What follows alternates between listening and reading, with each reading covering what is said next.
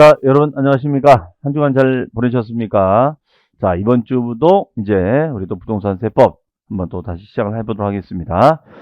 자, 우리 지난 시간에는 이제 우리가 조세 개념, 부동산 세법의 출제 경향, 그다음에 조세 용어 뭐 이런 내용들을 중심으로 정리를 했었고요.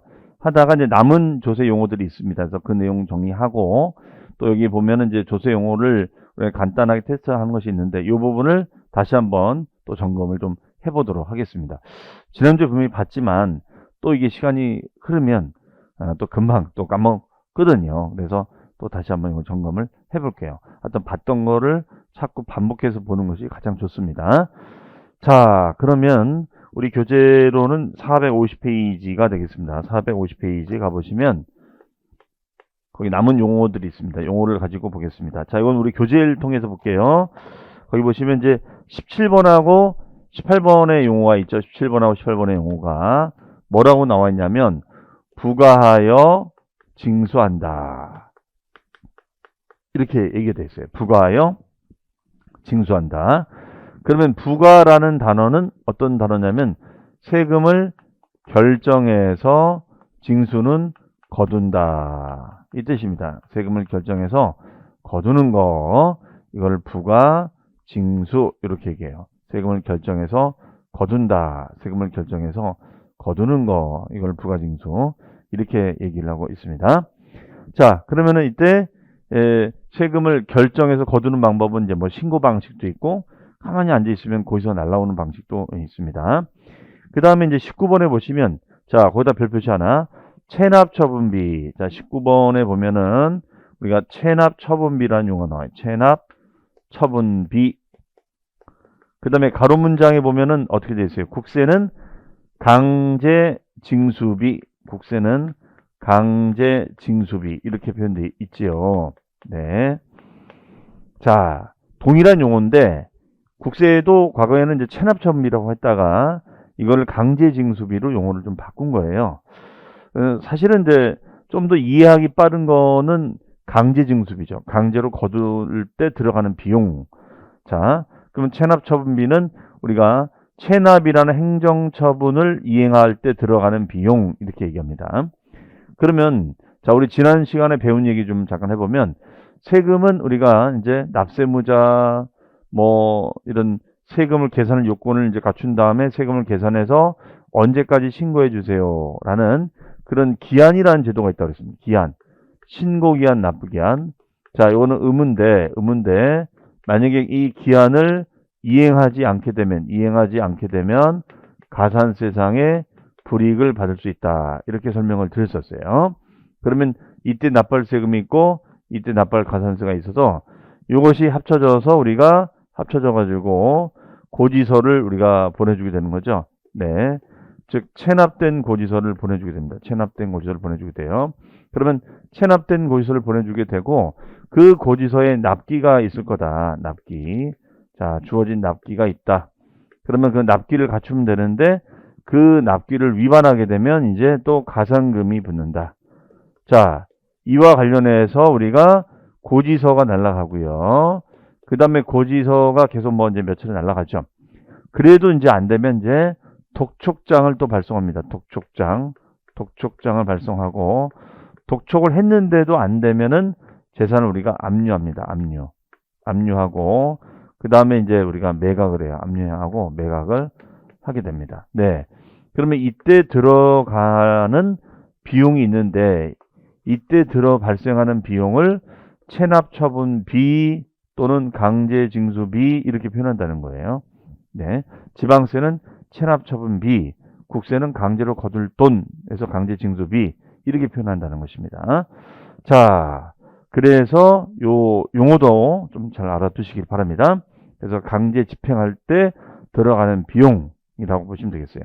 그 다음에 20번에 공과금. 자, 공과금은 이제 준조세라고 해서 세금처럼 강제로 거둘 돈. 주로 이제 뭐 전기요금, 수도요금 뭐 그런 것처럼 강제성을 동반한 세금과 유사한 성격의 금액을 말합니다. 자, 그 다음에가 지자체 조합, 정보통신망 이런 것들 읽어보시고 전자신고, 전자납부.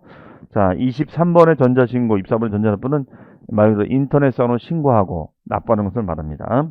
전자송달. 자, 여기서는 이제 여기는 과세관청입니다. 과세관청이 있고요.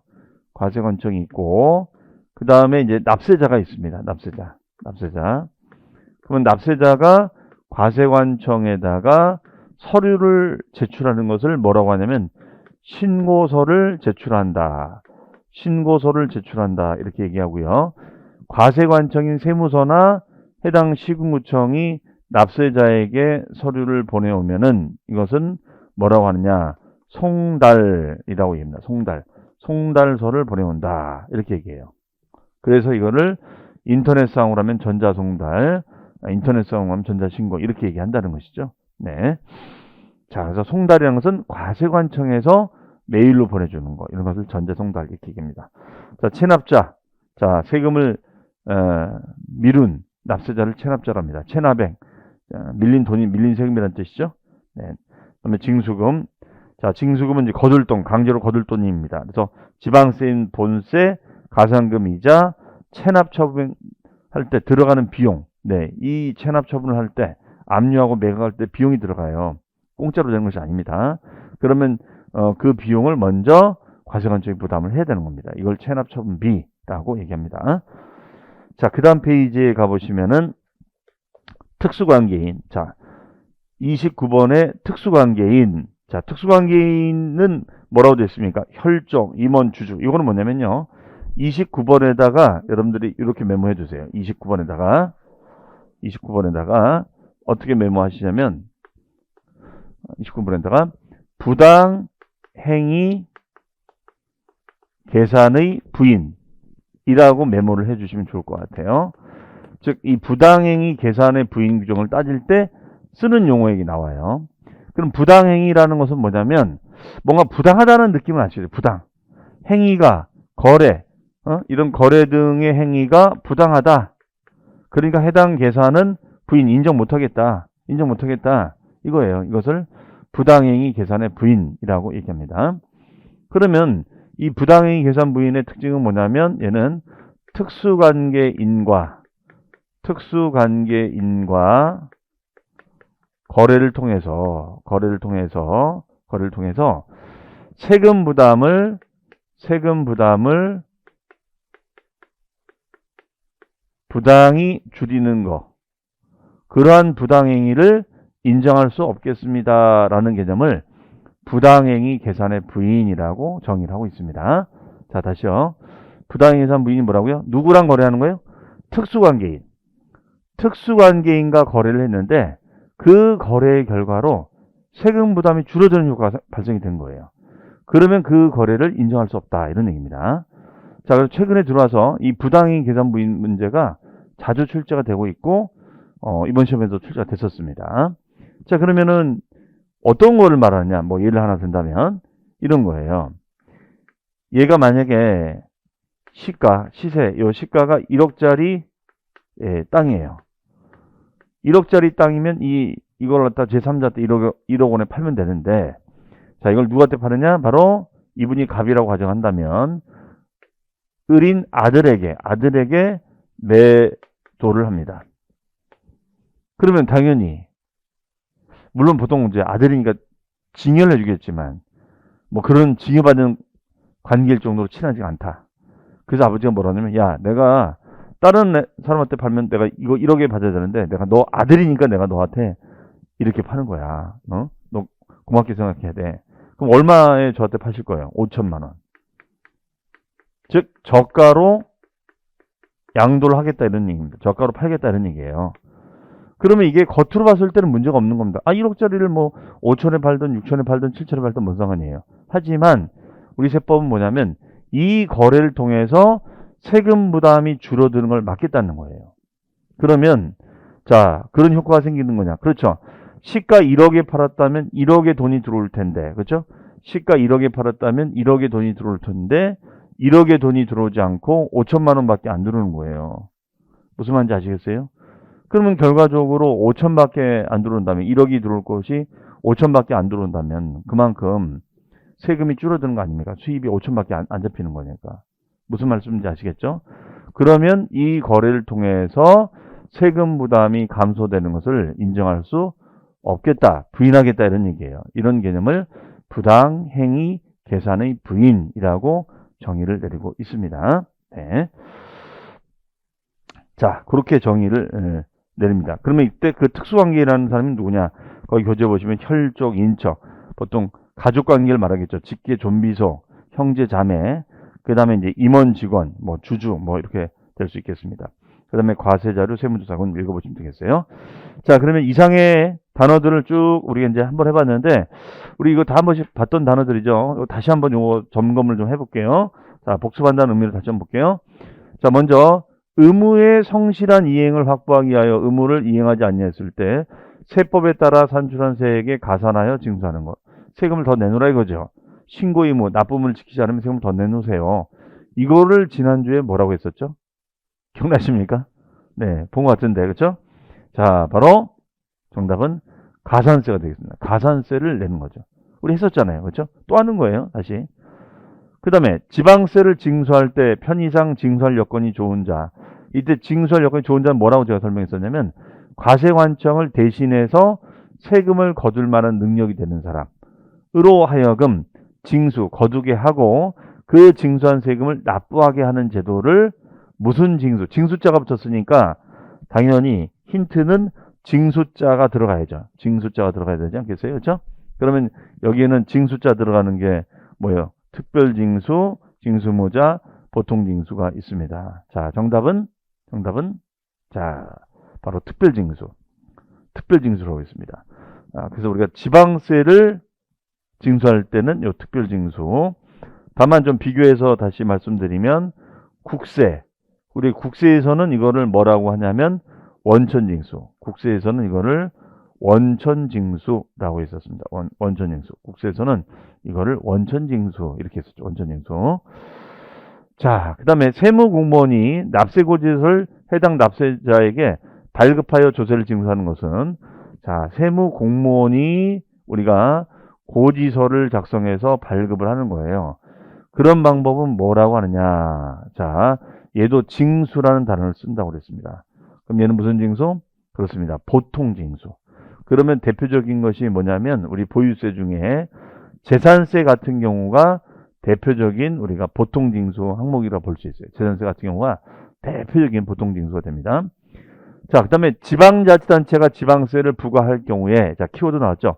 통상 이게 뭐라고 했죠? 제가 일반적으로 적용해야 할 세율로서 재정상의 사유로 그 밖에 특별한 사유가 있는 경우 이를 따르지 않냐 할 수 있는 거. 즉 지방세를 부과할 때 기본적으로 적용되는 세율이란 뜻이었어요. 그런 세율을 뭐라고 한다고요? 그렇습니다. 표준세율. 그렇죠? 표준세율. 그럼 표준세율을 딱 정해놓고 얘는 플러스 마이너스 50% 범위 내에서 가감해서 조정할 수가 있다. 이렇게 썼습니다. 그 다음에 납세자. 자, 납세자. 우리 납세자는 용어 중에 있었죠. 납세자에는 누가 있었죠? 납세무자가 있고 징수무자가 있었죠. 그러면 이 납세무자에는 뭐라고 제가 설명했냐면 원래 내야 될 사람.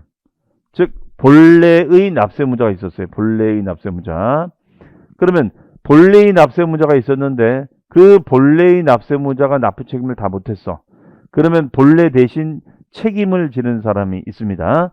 즉 보충적으로 책임을 지는 사람이 있단 말이에요. 그럼 여기에는 우리가 2차 납세무자, 그 다음에가 연대 납세무자. 자, 이런 납세무자가 있었죠. 그러면 2차는 부족불에 대해서 책임지는 납세 의무자 있었고요. 연대는 같이 공동으로 100% 책임지는 것을 우리는 연대 납세무자. 그래서 뭐 공유물 공동사업을 한다거나 공유물 하나의 물건을 같이 소유한다거나 그런 분들이 이제 연대 납세무자가 됐었죠. 이걸 다 합쳐서 우리는 납세무자라고 얘기했었고요. 그다음에 징수무자라는 것은 과세관청을 대신해서 거둘 의무가 있는 자, 이것을 징수무자라고 합니다. 그러면 이때 징수무자는 원천징수 의무자가 있고요. 그 다음에 특별징수 의무자가 있다. 이렇게 얘기했었죠. 아까 우리 문제 풀었었죠. 이걸 다 합쳐서 우리는 납세자라고 정의를 내렸었습니다.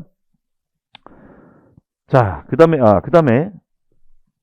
여기 체납처분비가 있죠. 체납처분비. 자, 체납처분비라는 것은 세금이 연체가 됐을 때 강제 집행, 강제로 징수할 때 들어가는 비용, 즉 재산을 압류한다거나 아니면 재산을 매각한다거나 이걸 집행할 때 들어가는 비용을 체납처분비 이렇게 얘기를 했었습니다. 네. 자, 이상으로 해서 우리가 조세 용어 다시 한번 스크린 쭉 해봤습니다. 어쨌든 자꾸 이제 반복해서 듣다 보면 조금씩 귀가 열리실 거예요. 그러니까 여러분들이 그래도 잘 모르겠는 것들은 그냥 체크만 하고 넘어가셔도 됐습니다. 지금은 우리가 부동산 세법이 이런 단어를 쓰는구나, 이런 용어를 쓰는구나, 이런 개념들이 있구나 이렇게 어떤 분위기를 파악한다. 그런 마음으로 편하게 여러분들이 들어주시면 되겠습니다. 네. 자, 그러면 우리 453페이지에 보시면 납세매 성립확정서멸. 자, 아주 이제 중요한 테마로 넘어왔습니다. 거기다 별표시 하나, 2개 해놓으세요. 자, 이 부분 자주 출제가 됐었습니다. 자, 먼저 설명을 좀 드리고, 제가 주제 볼게요. 이 단어는 뭐냐면 이거예요. 지금까지 배웠던 국세, 지방세, 이런 걸 조세라고 하는데, 모든 세금은 납부할 권리가 있겠어요? 의무가 있겠어요? 의무가 있겠죠? 그런데 그 납세 의무는 어떤 단계적인 절차가 필요하다는 거예요. 납세 의무는 단계적인 절차가 필요하다 이런 얘기입니다. 그러면 자, 바로 납세 의무의 절차가 있는데 그 절차에 1단계, 2단계, 3단계가 있다 이런 얘기예요. 그러면 1단계 절차는 뭐냐? 1단계 절차는 성립 절차라는 것이 있습니다. 성립 절차. 1단계는 성립 절차가 있어요. 성립 절차. 그 다음에가 이제 2단계. 2단계는 우리가 확정 절차가 있습니다. 확정 절차. 2단계는 확정 절차가 있어요. 그리고 3단계는 뭐가 있냐면 소멸 절차가 있습니다. 소멸 절차. 그래서 납세의무는 성립됐다가 확정됐다가 소멸. 이런 3단계로 간다는 거예요. 그러면 납세의무가 성립된다라는 얘기는 뭐냐면 4가지의 과세 요건을 갖추게 된다 이런 얘기입니다. 4가지 과세 요건. 그게 바로 뭐냐면 누가 낼 것인지, 무엇에 대해서 과세할 것인지, 얼마냐, 몇 프로 낼 건지 이게 정해지는 거예요. 자, 그러면은 그 누가를 우리가 뭐라고 했었죠? 우리 방금 우리 용어 문제에서 풀었었죠. 퀴즈에서 바로 납세 의무자라고 했습니다. 납세 의무자. 그 다음에 두 번째는 뭐냐면 그나저나 그럼 납세 의무자가 개인이다, 사업하는 분이다, 뭐 이런 납세 의무자가 정해졌어요. 그런데 그나저나 세금은 왜 내는 거야? 내가 왜 내는 거야? 즉 이것을 우리는 과세 대상이라고 얘기합니다. 과세 대상. 자, 대상이 정해지는 거예요. 대상이. 그럼 대상이라는 것은 소득이 될 수도 있고 소비가 될 수도 있고 재산이 될 수도 있고요. 행위가 될 수도 있다 이렇게 했었어요. 자, 그러면 이런 걸 알아야지만이 세금을 계산하는 방식이 달라질 수 있거든요. 자, 그러면 소득을 대상으로 했다. 그러면 이제 뭘 알아야 돼요? 그러잖아. 그러면 얼마냐? 그러면 만약 임대사업을 한다. 그럼 임대사업을 통해서 수입이 들어올 거 아니에요? 그러면 다 비용 제하고 남은 돈이 얼마냐? 이게 필요하겠죠. 그것을 우리는 과세표준이라고 얘기합니다. 과세표준. 즉 과세할 수 있는 기준 금액을 말한다라고 얘기해요. 자, 뭐 소비한다면 소비 금액이 얼마냐? 이걸 따져봐야죠. 자, 그리고 그럼 이걸 다 세금을 낼 수는 없잖아요. 일정 프로테이지만 내야 되지 않겠는가? 그거를 우리는 세율이다 이렇게 합니다. 세율이라고 표현합니다. 그래서 이거는 뭐냐면 얘는 납세 의무자를 누구로 할 건지, 대상을 뭘로 할 건지, 과세 표준 금액이 어떻게 되는지, 세율 프로테이지가 어떻게 되는지 이걸 이제 정하는 거예요. 이것을 납세매 성립이라고 합니다. 그러면 납세매 성립에서는 또 중요한 것이 뭐냐면, 야, 그러면 이 성립은 도대체 언제 이루어지는 거야? 이 성립은 납세의무가 언제 이루어지는 거야? 이 얘기예요. 납세의무가 언제 이루어지는 거야? 그러면 얘는 납세의무가 성립되는 시기가 있습니다. 시기가 있는데 이 시기가 세목의 성격에 따라 좀 달라져요. 그래서 어떤 거는 기간이 끝나면 성립하는 것도 있고, 어떤 거는 과세 사실이 일어나면 성립하는 것도 있고, 어떤 거는 우리가 과세 기준일에 성립하는 것도 있고, 어떤 거는 본세인 독립세를 따라서 성립하는 것도 있습니다. 이렇게 다양하게 구성이 돼 있거든요. 그러면 이 부분이 우리 시험에 자주 언급이 됐었어요, 사실은 과거에. 그 이유는 뭐냐면 시험에 내기가 좋아. 즉 어떤 이런 상황을 주고 과세 기한이 끝나는 때에 저 네 가지를 알게 되는 세금 유형이 뭐가 있냐. 뭐 1번 소득세, 2번 취득세, 3번 등록면세 이런 식으로 물어볼 수 있다는 거죠. 자, 포인트 잡으셨죠? 그러면 이렇게 이제 정해졌어요. 그 다음에 이제 뭐 하면 돼요? 뭐 하면 되긴요? 확정하면 되죠, 확정? 그럼 확정이라는 것은 어떻게 한다? 과세 표준에다가 세율을 곱해주면 돼요. 그러면 세금이 확정이 되는 거예요, 확정.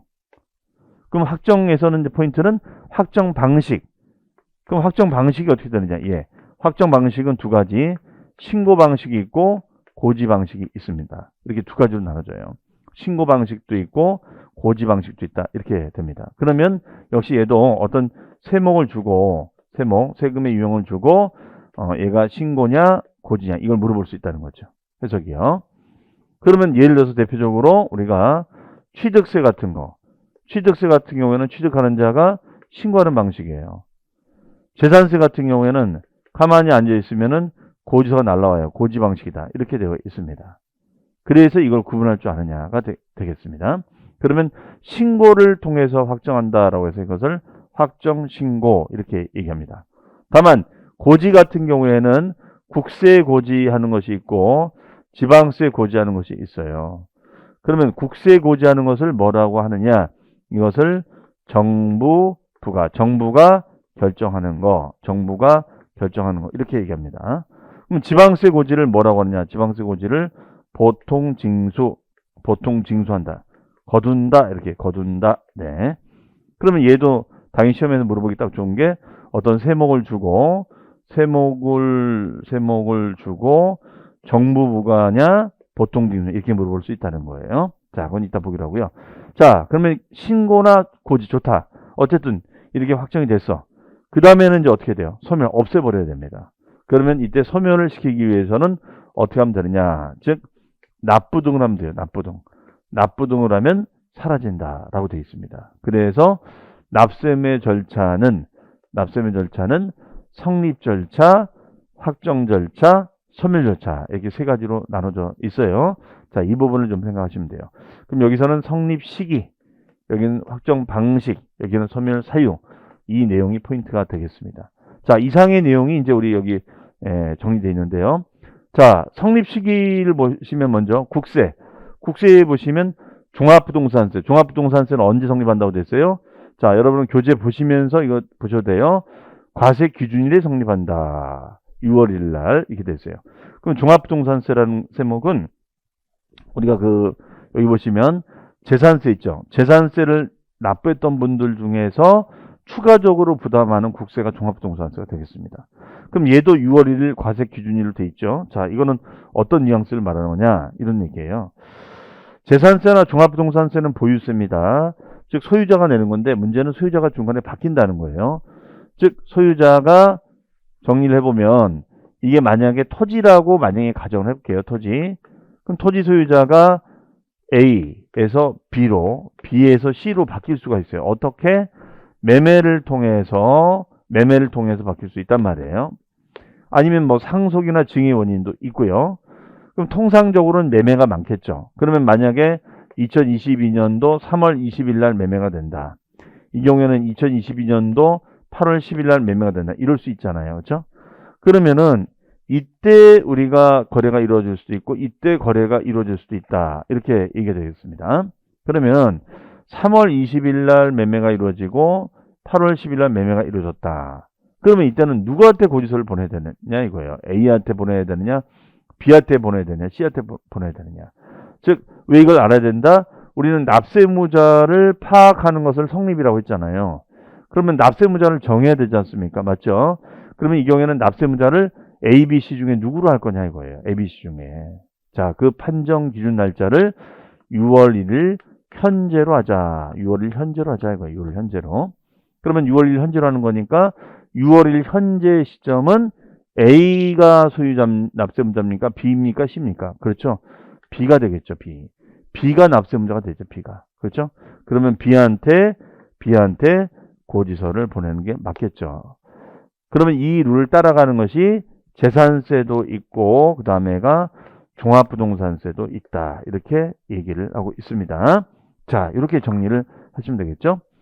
그 다음에 이제 소득세나 부가지세, 법인세 얘네들은 기간이라는 제도를 두고 있어요. 기간. 즉 이때 소득은 개인의 소득을 말합니다. 소득은 개인의 소득. 그 다음에 부가지세는 사업주분들이 사업했을 때 내는 거예요. 우리 중개사분들도 중개에서 돈을 벌면 중개 보수에 대해서 세금을 내야 되거든요. 그 다음에 법인세는 기업이 내는 거예요. 기업이 돈을 벌면. 그러면 언제부터 언제까지 돈을 번 건지 알아야지만이 여기 보시면 과세 표준 금액을 알 수가 있겠죠. 그렇죠? 얼마를 버는지 알아야지 세금 요율을 곱해서 세액 계산을 할 거 아닙니까? 맞잖아요. 자, 그래서 이런 기간이 끝나면 납세무가 성립한다. 이런 말 써주고 있습니다. 다만 예외적으로 예정이라는 것은 미리 신고 납부하는 소득세는 과세 표준이 속한 달의 말일이다라고 얘기를 하고 있습니다. 그 다음에 인지세는 우리가 계약서를 쓰면 인지를 붙이잖아요. 그렇죠? 그래서 과세 문서를 작성한 때라고 되어 있습니다. 그 다음에 농어촌 특별세는 본세, 독립세라는 본세가 성립하는 때 우리가 같이 움직인다. 이렇게 얘기를 하고 있습니다. 자, 그 다음에 지방세 같은 경우는 취득세는 취득행위가 일어나면 성립하고요. 등록면허세는 등록하면 납세만 성립하고요. 그러면 이때 취득한다는 것은 말 그대로 뭐 분양을 받거나 경매론 낙찰을 받거나 이게 다 취득이거든요. 그러면 취득한 것을 등록하는 거예요. 이때 이것이 등록면허세입니다. 그 다음에 재산세나 지역자원혈세는 과세 기준일인 6월 1일 날 성립한다. 이건 아까 말씀드렸었죠. 즉 재산세나 종부세를 판단할 때는 소유자가 중간에 바뀌니까 6월 1일 기준으로 가자 이렇게 했었어요. 다만 주민세라는 것이 있습니다. 이 주민세라는 건 뭐냐면 여러분이 이 종로구에 예를 들어서 살고 있다는 이유만 내는 세금이 주민세예요. 그러면 내가 만약에 근데 얘는 7월 1일이라는 과세 기준이 필요하죠. 왜? 종로구에 살고 있다가 만약에 6월 24일 날 이사를 가요. 어디로 가냐면 저쪽 강남구로 갑니다. 그러면 이땐 주민세 고지를 누구한테 어느 구청에서 할 거냐 이걸 정해야 되거든요. 그러면은 종로구냐 강남구냐 그럼 7월 1일 현재 시점에 살고 있는 곳이 관할이 되는 거고 그 관할에서 납세 고지를 한다. 그러면 세액 계산을 어디서 할 거냐 이걸 정한다는 거죠. 그러면 6월 24일 날이니까 7월 1일 현재는 누가 고지하겠어요? 그렇죠? 강남구에서 고지서를 보내주는 게 맞겠죠. 그 다음에 지방교육세. 자, 지방교육세라는 세금은 본세는 독립세입니다. 독립세라는 본세의 납세무가 성립하는 때 같이 움직이는 세금이 지방교육세가 되겠습니다.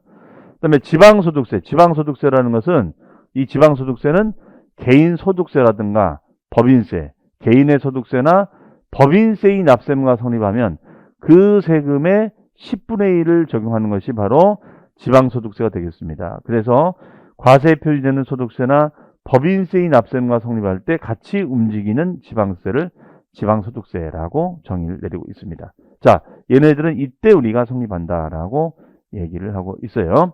자, 그럼 다 살펴봤습니다. 이렇게 국세나 지방세는 상황에 따라 다양한 성립 시기를 가지고 있다. 이런 얘기입니다. 그러니까 시험에 내기 딱 좋은 거예요. 그러면 어떻게 내겠어요? 예를 들어서 다음 중 우리가 과세 기간이 끝나는 때 성립하는 세목이 아닌 것은 1번 소득세, 2번 뭐 법인세, 3번 뭐 부가치세, 4번 취득세, 답은 4번 취득세. 취득세는 취득하는 때가 되는 거니까 이런 식으로 문제를 볼 수가 있다는 것이죠. 예를 든다면 자, 그래서 성립 시기 잘 알아두셔야 됩니다. 그럼 우리 교재 보시면 납세의 성립 시기는 뭐라고 되어 있죠? 세법이 정한 과세 요건을 충족한 때에 과세 요건의 동그라미치시고 과세 요건이 뭐예요? 자, 메모합니다. 납세무자, 과세 대상, 과세 표준 세율. 이 네 가지 말하는 거예요. 이 네 가지 요건을 충족한 때에 추상적으로 납세무가 발생하는 시점을 말한다. 즉 세금을 납부할 준비, 스탠바이만 된 거다 이런 얘기죠. 그 다음에 지방세 성립 시기 별표시 되어 있습니다. 자, 다 설명을 드린 부분이고요. 그 다음 페이지 국세의 성립 시기도 다 설명을 했습니다. 자, 그러면은 이번 시간에는 우리가 성립 시기라는 내용까지 정리해 봤고요. 다음 시간에는 확정에 대해서 설명을 좀 드릴게요. 확정. 아셨죠? 네. 그럼 여러분들 좀 쉬시면서 또 확정부터 또 미리 한번 읽어보시기 바랍니다. 잠시 뒤에 여러분들 찾아뵙겠습니다. 감사합니다. 자, 여러분 잘 쉬셨죠? 자, 그러면 이제 두 번째 시간 갑니다. 자, 두 번째는 이제 납세매 확정에 대해서 이제 보겠습니다. 확정은 제가 설명드린 대로 우리가 네 가지의 과세 요건 중에서 과세 표준을 결정하고 이제 세율을 곱하면 세금이 결정이 된다. 그러면 그 세액을 결정하는 방식을 우리는 납세매 확정이라고 했었습니다. 그러면 우리가 과세 표준 같은 경우에는 우리가 지난 첫 시간에 첫 주에 말씀드렸다시피 금액을 기준으로 부과하면 종가세가 되는 거고 수량을 기준으로 하면 종량세가 된다. 이런 용어도 우리가 공부를 했었죠. 근데 보통은 이제 우리가 종가세, 즉 얼마에 몇 프로 이런 경우가 많아요. 자, 그래서 우리가 종가세, 종량세 방식으로 갑니다. 그러면 이때 확정 방식은 여기 보시면 취득세나 등록면허세, 양도소득세, 특정 자원에 대한 지역자원절세는 납세무자가 어떻게 되어 있습니까? 그렇죠. 신고를 통해서 확정한다. 신고를 통해서 확정한다. 이렇게 됐어요. 다만 이제 신고를 해야 되는데 깜빡 잊고 신고를 하지 않는다거나 뭐 고의적으로 신고를 하지 않았을 때는 그때는 이제 납세무자를 못 믿는 거니까 과세관청인 세무서나 해당 구청이 직접 야 그러면 우리가 너 빠지고 우리가 직접 계산할게. 그래서 신고를 하지 아니한 경우에는 과세관청이 결정해서 확정을 짓기도 합니다. 그 다음에 이제 재산세나 소방분 지역자원절세나 종합부동산세는 얘는 이제 보유세로서 재산세는 어떻게 되어 있어요? 과세권자인 과세관청이 뭐 할 때? 결정하는 때. 그러면 이때 우리가 지방세를 결정해서 고지하는 걸 뭐라고 했었냐면요. 보통징수 이렇게 얘기하고 국세 고지하는 것을 정부 부과 이런 단어를 씁니다. 다시요. 지방세를 과세관청이 결정해서 고지하는 걸 뭐라고요? 보통징수 이렇게 얘기하고요. 국세를 과세관청이 결정해서 고지하는 것을 정부 부과 용어를 다르게 씁니다. 그래야지 구분이 되는 거니까요. 자, 그 다음에 지방교육세나 농어촌 특별세 얘는 성격이 뭐였냐면 목적세였어요. 목적세 기억나십니까? 자, 목적세가 뭐였죠? 세금을 거두었는데 그 세금을 거둔 세금을 사용을 하겠죠. 그러면 사용에 제한 없이 두루두루 쓸 수 있는 것을 우리는 보통세, 오로지 그 목적을 위해서만 쓰는 것을 목적세라고 했었습니다. 따라서 지방교육 재정 확보를 위해서 또는 농어촌 발전을 위해서만 쓰겠다. 자, 그러면 얘네들은 부가세로서 부가세는 독립세를 따라가는 거예요. 그래서 본세의 확정 방법에 따라서 세액이 확정됩니다. 즉 본세인 독립세가 신고면 지방교육세나 농어촌 특별세도 신고, 본세가 고지면 지방교육세나 농특세도 고지 이렇게 한다는 것이 되겠습니다. 그러면 당연히 시험에 어떻게 나오겠어요? 어떤 세목을 주고 얘가 신고냐, 얘가 고지냐 이렇게 물어볼 수가 있겠죠. 자, 그럼 우리 교재 보시면요. 454페이지에 납세매 확정되어 있습니다. 역시 별 표시되어 있죠? 자, 읽어볼게요. 자, 같이 한번 읽어볼까요? 같이? 네. 추상적으로 성립한 납세무. 추상적으로 성립한 납세무라는 것은 무슨 말이냐면 세금을 납부할 준비만 돼 있다 이런 얘기예요. 즉 납세무자, 과세 대상, 과세 표준, 세율 이런 준비만 돼 있는 거야. 그러한 성립한 납세무에 대하여 조세 채무의 금액을 납세무자나 과세권자가 그렇습니다. 구체적으로 확정한다. 구체적으로 어떻게 확정하는 거예요? 예, 어떻게 확정하냐면 확정하려면 뭐에다가 뭘 곱해야 된다고 그랬죠? 뭐에다가 뭐를 곱해야 되는 거죠? 바로 과세 표준. 과세 표준에다가 곱하기 세금률. 요걸 곱해주면 되겠죠? 그러면 세금이 확정되는 거잖아요. 다만 이걸 확정하는 방식이 신고 방식이 있는 것도 있고 그 다음에 고지 방식이 있는 것도 있다. 이렇게 나누는 거죠. 그러면 세목을 주고 이 세목이 신고냐 이 세목이 고지냐 이거를 구분할 줄 아느냐 이렇게 물어본다는 것이죠. 자, 그래서 거기 다시 핵심이 돼 있어요. 주체가 납세무자가 직접 계산하면 신고가 되는 거고 과세권자가 직접 계산하면 이제 고지가 되는 것이죠. 자, 그런데 우리 지방세 고지는 말씀드렸다시피 지방세 고지를 무슨 징수라고 한다고 용어 조세 용어 시간에 배웠었죠. 보통징수 맞죠? 보통징수. 국세 고지하는 걸 뭐라고 한다고요? 정부가 결정한다. 이렇게 얘기하고 있습니다. 자, 그래서 그 적용 세목이 이제 지방세하고 국세가 나눠져 있습니다. 자, 이건 뭐 지금 외울 필요는 없겠고요. 그러면 우리 시험범위에 들어가 있는 것만 요거 구분해 볼게요. 시험범위에 들어가 있는 거. 그러면 우리가 부동산을 취득하면 내는 세금이 취득세라고 했었잖아요. 그러면 취득세는 신고일까요, 고지일까요? 예, 취득세는 신고입니다. 취득세는 신고예요. 취득세는 신고. 그러면 취득한 거를 등기나 등록을 할 수도 있겠죠. 그러면 등록면허세도 얘는 신고가 되겠습니다. 등록면허세도 얘도 신고가 되겠어요. 그 다음에 이제 보유세를 내는데 그 보유세 중에는 재산세가 있겠죠. 그 재산세는 뭐냐? 바로 보통징수. 재산세는 보통징수가 되겠죠. 그러면 재산세를 납부했던 분들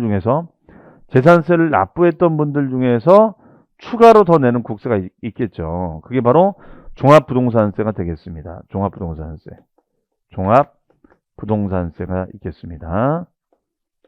자, 그래서 재산세는 보통징수가 되고 종부세는 정부가 결정하는 세목이 되겠습니다. 다만 이제 원칙적으로는 종부세는 정부가 결정하는데 예외적으로 신고 납부도 가능하다. 예외적으로 신고도 납부도 선택할 수가 있다. 얘도 선택을 할 수가 있다. 이렇게 말씀을 드렸어요. 그래서 우리가 재산세, 종부세 이렇게 나눠집니다. 자, 정리되셨죠? 그러면 이제 우리가 확정을 줬어요. 신고 아니면 고지를 통해서 우리가 확정을 줬습니다. 신고 아니면 고지를 통해서 확정을 줬습니다. 그리고 이제 확정을 한다면 어떻게 돼요? 납부등을 하면 사라지겠죠? 네, 소멸합니다. 네. 그래서 여기 보시면 소멸되는 사유가 나와 있습니다. 소멸되는 사유가 나와 있는데 일단은 우리가 이 사유에 대한 내용을 중심으로 설명을 드릴게요. 자, 이 사유, 이것도 한번 시험에 나온 적이 있었습니다. 그러면 일단 가장 일반적인 사유는 납부죠, 납부. 납부하면은 조세채권 실현된다. 즉, 조세채권이 뭐예요? 과세관청 입장에서는 채권이잖아. 받을 돈이니까. 그러면 납세자가 납부하면은 받을 돈에 대한 채권이 실현되는 거죠. 다만 이때 납부하는 방식은 원칙은 금전 납부가 되는 거고 금전 형태가 불가능했을 땐 물납이나 나눠낼 수 있는 분할 납부가 된다. 그 다음에 이제 충당이라는 것이 있습니다.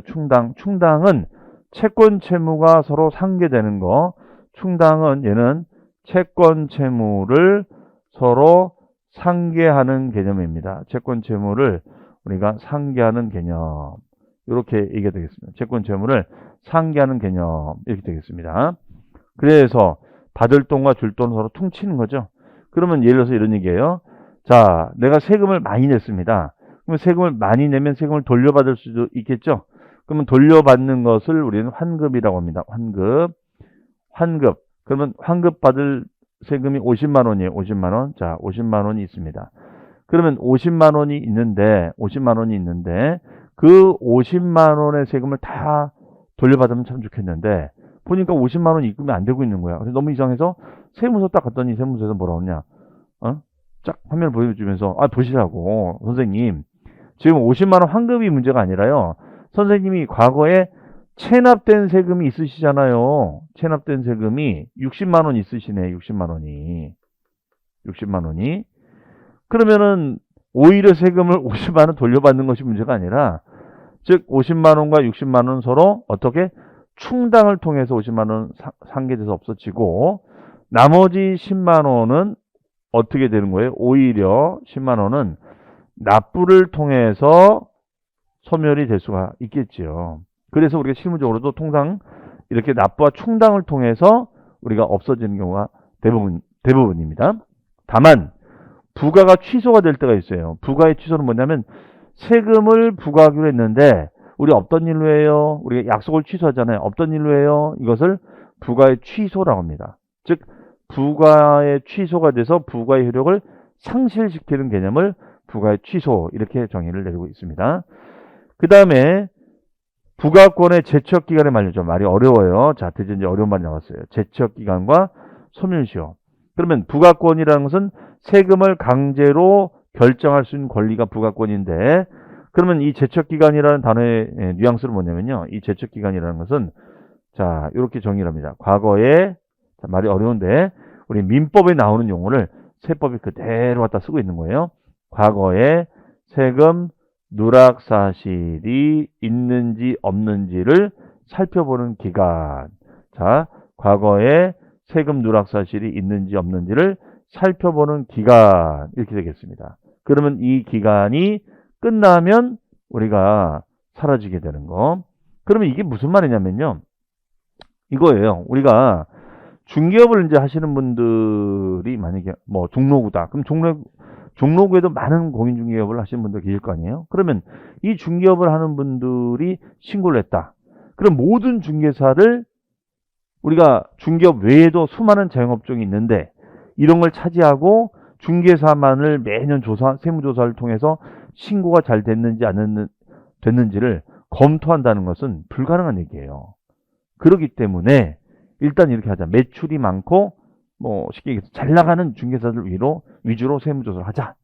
그러면 이때 이거에 대한 누락 사실을 어떻게 밝힐 건데, 즉 세무조사를 통해서 밝히겠다 이런 얘기예요. 그러니까 올해는 예를 들어서 뭐 매출 규모가 큰 중개사분들이 요 분단이다. 그럼 여기부터 조사하고, 그 다음에 내년은 여기, 내후년은 여기, 마지막엔 저기. 그러면 저쪽에 있는 중개사분들에 대한 세무조사를 통해서 누락 사실을 알아내려면 그동안 신고 안 한 내역들을 다 들여다봐야 될 거 아닙니까? 그렇죠? 그렇기 때문에 이 세무조사를 통해서 누락 사실을 밝혀내서 검토할 수 있는 시간이 많이 필요하다 이겁니다.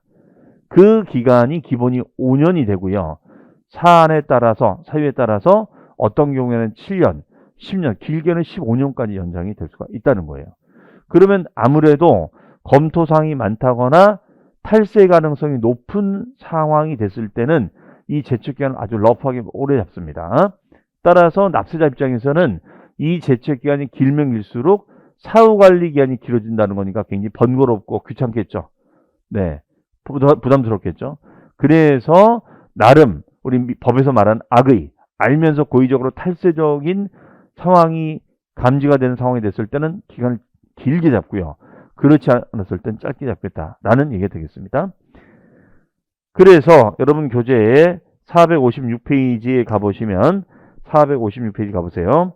거기 가보시면 국세의 제척기간이 나오죠. 자, 보니까 대부분의 국세에 사기나 그 밖에 부정한 행위일 때는 10년으로 되어 있습니다. 하지만 상속세와 증여세 등은 15년. 자, 지금은 이 숫자 모두 상관없어요. 이 숫자가 의미하는 바가 무엇인지만 여러분들이 인지하고 계시면 됩니다. 그 다음에 법정신고기간까지 신고서를 제출하지 아니했을 때는 대부분의 국세는 7년, 상속세, 증여세 등은 15년, 그 밖의 경우에는 5년, 그 다음에 상속증여세는 10년입니다. 그러면 이 사실에서 알 수 있는 것은 상속세 및 증여세가 제척기간이 더 길다라는 사실이 되겠죠. 그리고 지방세도 동일하게 사기 등일 때 몇 년으로 메모되어 있습니까? 10년이죠. 그 다음에 신고서를 제출하지 아니한 경우에는 7년, 그 밖에는 5년으로 되어 있습니다. 아, 그러니까 기본적으로 제척기간은 5년인데 무신고는 7년, 사기 등의 탈세적인 정황이 있었을 땐 10년까지. 즉, 이 얘기는 뭐냐면 제척기간이 10년이라는 것은 10년 전에 누락한 거, 8년 전에 누락한 것도 추징부과할 수 있다. 이런 얘기가 되겠어요. 해석이요. 자, 그 다음에 5번 징수권의 소멸시 완성. 자, 이것도 별 표시가 되어 있는데요.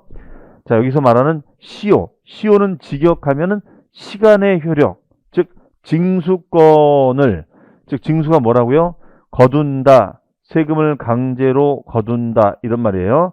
그러면 세금을 강제로 거둘 수 있는 권리가 징수권인데 그 징수권에 대한 시효, 시간의 효력이 완성되면 사라지는 거.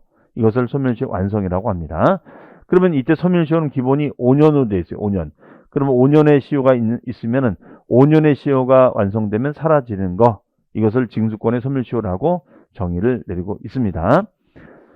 자, 그러면 이제 소멸시효하고 제척기간은 어떤 상황이냐면, 어떻게 다르냐면, 이렇게 이해를 하시면 돼요. 제척기간 상태에서는 어떤 거냐면, 제척기간은 저기서 말씀드린 대로 과거에 세금 누락 사실이 있는지 없는지를 살펴보는 기간입니다. 세금의 누락 사실이 있는지 없는지를 살펴보는 기간이에요. 그러면 이거를 세무조사를 통해서 살피겠습니다. 이 뜻입니다. 세무조사를 통해서 누락 사실이 있는지 없는지를 살펴보겠습니다. 이게 제척기간이에요. 그 제척기간이 지나버리면 권리 행사를 할 수가 없다는 겁니다. 그래서 얘는 5년이다, 7년이다, 10년이다, 15년이다 이렇게 되어 있습니다. 그 다음에 소멸시효. 자, 소멸시효라는 것은 어떤 개념이냐면, 소멸시효라는 개념은 얘는 이미 세금 부과가 됐어요. 이미 세금 부과가 됐습니다. 세금 부과가 됐는데 납부를 하지 않는 거예요. 그러면 납부하지 않은 거에 대해서 강제로 징수하겠다는 시효, 시간적인 여유, 시효를 말합니다. 근데 이 시효가 지나버리면 다 사라지는 거. 못 받고 끝난다는 얘기예요. 그래서 미실현 소멸사유, 조세채권의 미실현 사유다 이런 얘기를 해주는 겁니다. 그러니까 얘는 돈 달라 하겠다는 거죠. 그러면 어떤 차이가 있는 거예요? 제척기간은 아직 세금 부과가 안 된 거예요. 누락 사실을 밝혀야 되는 거니까. 근데 얘는 이미 부과가 됐어. 그런데 납부를 하지 않은 게 문제야. 그러니까 강제로 거둬야겠죠. 그 거두기 위해서 필요한 시효를 말한다. 근데 그 시효가 지나버리면 소멸한다. 이런 얘기가 되겠습니다. 해석이요. 소멸시효. 자, 그래서 우리가 납부, 충당, 부가 취소, 제척기간을 말려 소멸시효 완성 이런 단어가 필요한 겁니다. 그러면 이거 외우실 때는 이제 납동그라미, 충동그라미, 부동그라미, 제동그라미, 소동그라미, 납충부제소 이렇게 암기하시면 돼요. 자, 그리고 거기 소멸시효에 보시면은 맨 하단에 지방세가 있고 국세가 있죠. 그러면 기본은 5년인데 지방세는 5천만 원 이상의 고액 지방세가 됐을 때 10년까지 연장이 되고, 그 다음에가 5억 원 이상의 고액 국세가 됐을 때도 10년까지 연장이 됩니다. 그래서 10년, 5년 이렇게 얘기를 하고 있어요. 자, 그 정도 말씀을 드리고요. 그 다음에 이제 대망의 이제 취득세로 넘어가도록 하겠습니다. 자, 이제는 이제 구체적으로 취득세로 들어갑니다. 자, 우리 취득세는 우리 시험에서 두 문항에서 우리가 한 세 문항 정도 출제가 되고 있는 대표적인 지방세입니다. 그러면 이 취득세는 어떤 거냐? 말 그대로 취득이라는 것은 우리가 부동산을 산다는 뜻이잖아요. 쉽게 얘기해서. 그러면 부동산을 취득하는 방법은 여러 가지 패턴이 있어요. 뭐 어떤 청약 당첨이 돼서 분양을 받는다거나, 아니면은 지금 주택 가격이 막 하락하니까 이제 경매 매물로 나오겠죠. 그러면 경매로 낙찰을 받는다거나, 아니면 그냥 싼 물건 그대로 잡는 거예요. 금매로 산다거나, 이런 여러 가지 다양한 유형의 취득 방식이 있다. 그러면 그러한 취득 방식을 통해서 우리가 얻게 됐을 때 내는 세금이 취득세다 이렇게 얘기를 합니다. 그러면 이 취득세 같은 경우에는 어떤 특징을 가지고 있는지 한번 볼게요. 일단 취득세는 행위세입니다. 행위세. 행위. 자, 행위라는 단어가 되게 중요해요. 취득이라는 법률 행위가 일어났기 때문에 납세무가 발생이 됩니다. 그리고 얘는 유통. 유통이라는 건 뭐예요? 사고 파는 걸 유통이라죠. 사고 파는 거. 그다음에 응능. 자, 어려운 용어가 나왔는데 응능이라는 것은 부담 능력. 부담 능력에 따라서 부담 능력만큼 과세하는 것을 우리가 응능과세라고 합니다. 응능과세. 그 다음에 그러면 이제 요거는 뭐냐면, 만약에 뭐 아파트를 뭐 전용 40, 60짜리를 살 수도 있고 전용 85짜리를 살 수도 있고 더 넓은 걸 살 수도 있죠. 그럼 자기 능력만큼 취득하는 물건의 가격만큼을 산다는 것은 그 능력을 말하는 거잖아요. 그 능력만큼 내는 것을 응능과세로 합니다. 그 다음에 물세라는 것은 물건을 중심으로 부과하는 세금이에요. 물건. 취득하는 부동산의 물건을 중심으로 부과하자는 거예요. 따라서 이 물건을 취득하는 사람이 누군지 그 인적 사항을 전혀 고려하지 아니하고 부과하는 세금을 우리가 물세라고 했죠. 하지만 물세 받는 말은 인세. 인세라는 것은 인적 사항을 고려하자 이런 세금이 있었습니다. 그 다음에 이게 중요하죠. 실질과세다. 즉 취득을 판단할 때는 우리가 보통 취득을 하면은 잔금을 치르고 매매 잔금을 치르고 서류상 등기 이전을 합니다. 등기 이전을 해줘요. 그러면 이런 등기라는 형식보다는 취득대금 납입이라는 실질이 중요하다는 거예요. 따라서 취득대금 납입이 있었다면 이건 취득으로 봅시다. 이런 개념이 되겠습니다. 해석이요. 자, 이런 특징을 가지고 있는 거예요. 그럼 여기서 이제 다시 돌아와서 취득세라는 세금은 다시 한번 정리해보면 기본적인 출발점은 뭐냐면 이거예요. 취득이라는 행위가 있었기 때문에 납세무가 성립하는 겁니다. 납세무가. 그럼 취득행위는 무엇이 있는지를 알아보는 것이 중요하겠죠. 그러면 이렇게 납세무가 성립한 다음에는 이제 어떻게 되는 거죠?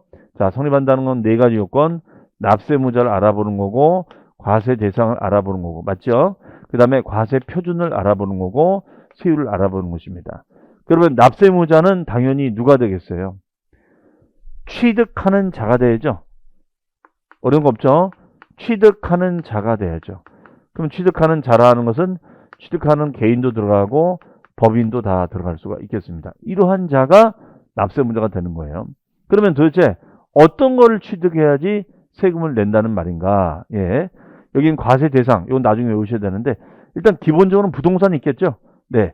토지 자산과 그 다음에 이제 건축물 자산, 그 다음에 준부동산이라고 해서 차량이라든가 아니면은 기계 장비라든가 자, 아니면은 선박이라든가 아니면은 항공기라든가 그 다음에 무형의 권리도 있어요. 무형의 권리가 바로 뭐냐면 광어권입니다.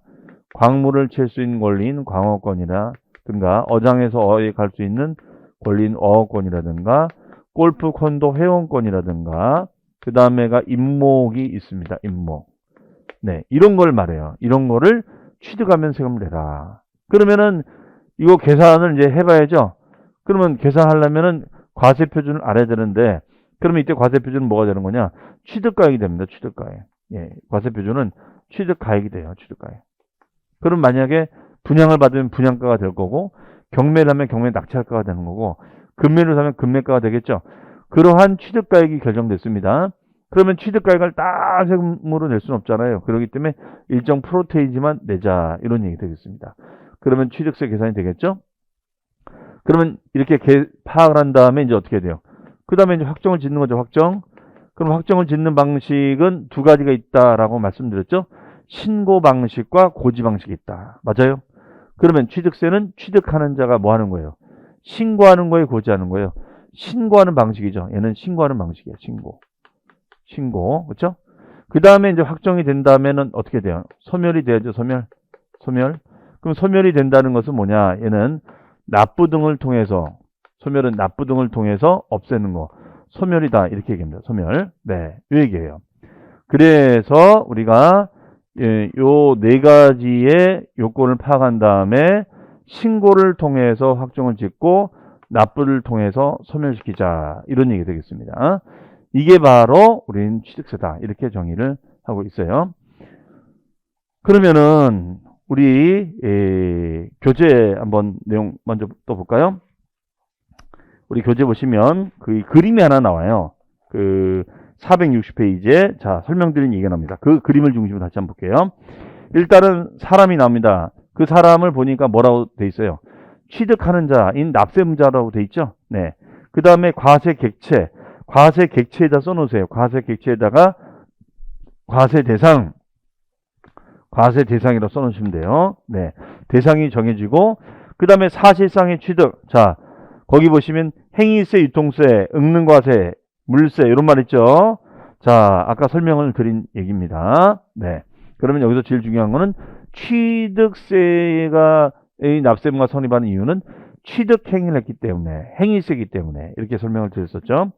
그러면 이제 관공서, 물건의 소재지. 자, 그 물건의 소재지에다가 뭐라고 쓰시냐면 납세지 이렇게 써놓으세요. 납세지. 그러면 납세지인 물건의 소재지 특광도에다가 부과하자. 이런 얘기가 되겠습니다. 해석이요. 자, 이렇게 해서 우리가 정리가 되겠습니다. 정리되겠어요.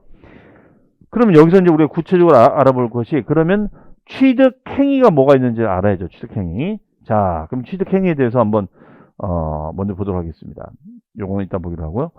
자, 요게 이제 중요하겠죠. 그러면 취득행위는 어떤 것이 있냐. 자, 여기 보니까 무슨 취득? 원시 취득. 원시. 그러면 원시라는 건 뭐냐면 최초로라는 뜻이에요. 이거는 민법에도 나오는 용어입니다. 민법 맨 앞에 원시 취득이라는 용어 나와요. 원시, 최초로. 그러면 이때 그런 사례가 매립간척. 자, 매립간척이 뭐예요? 우리 저기 전라도 쪽으로 가면은 새만금 부지 기억나시죠? 뭐 방조제 뭐 만들고 뭐 엄청나지 않습니까? 그다음에 송도 매립지 같은데, 심지어는 서울의 여의도도 섬이었거든요. 그걸 갖다 우리가 매립간척해서 땅을 만든 거예요. 그래서 지금의 한국의 맨하탄이 된 거죠. 금융타운이 된 것입니다. 그 다음에가 이제 우리가 건축, 네, 건물 짓는 거죠. 그 다음에 시효취득이라는 것은 뭐냐면 법률적인 권리를 행사할 수 있는 시간을 말합니다. 그런데 그 시간이 지나버리면 취득이 되는 거. 이것을 시효취득이다. 이렇게 얘기합니다. 시효취득.